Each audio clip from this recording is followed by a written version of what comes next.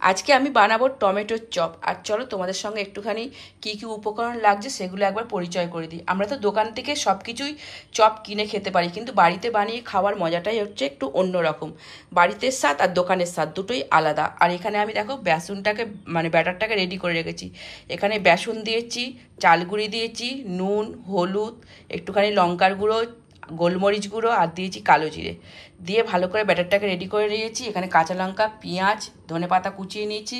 এখানে আলু সিদ্ধ করে রেখেছি আর এখানে টমেটো কেটে রেখেছি। আর এর মধ্যে আছে আদা রসুনের পেস্ট। তা চলো আমি কিভাবে করছি করতে করতে তোমাদের সঙ্গে পুরো ভিডিওটা শেয়ার করব। এই যে আলুটা তো সিদ্ধ করেছি, তোমাদের আগেই দেখালাম। আলুটা খুব একটা বেশি সিটি মারিনি, মানে একখানা আর একখানা সিটি হবে হবে মানে নিভিয়ে দিয়েছি গ্যাস। মানে হালকা মানে সিদ্ধ হলে ভালো করা যাবে। আর এদিকে আমার তেল গরম হয়ে গেছে, আমি পেঁয়াজটা কাঁচা লঙ্কাটা ভেজে নেবো। ভাজা ভাজা হয়ে এলে আদা রসুনের পেস্টটা এর মধ্যে দেবো। তাহলে আমি এটা ভেজে নিয়ে আবার আসছি। পেঁয়াজটা বেশ ভাজা ভাজা হয়ে এসছে, এর মধ্যে আমি দিয়ে দেবো 1 চামচ আদা রসুনের পেস্ট। আর একটুখানি দে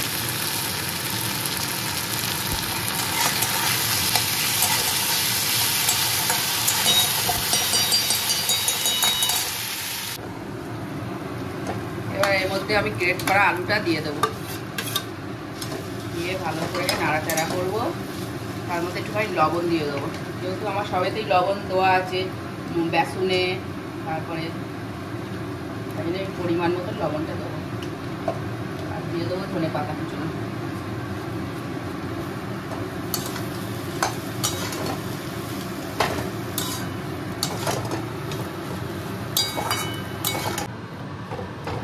হালকা একটু জিরে গুঁড়ো দিয়ে দেবো।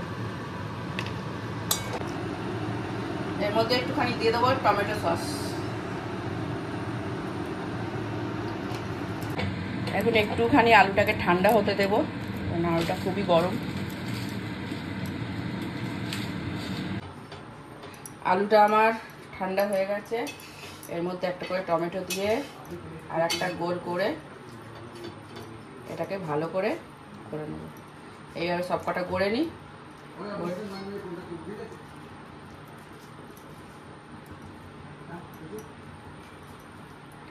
চলো এইভাবে সব কটা গড়ে নিই আমি।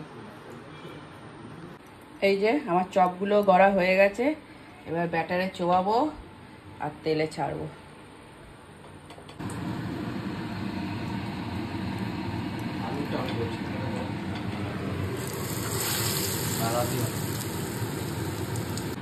এই যে আমার আলুর চপ রেডি, গরমা গরম আলুর চপ।